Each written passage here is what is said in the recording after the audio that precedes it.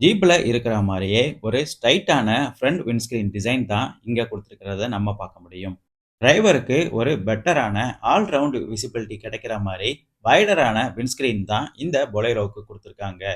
வண்டியோட ரூஃப் மேலயும் smooth curves and lines draw பண்ணியிருக்கிறத நம்ம இங்க பார்க்க முடியும்.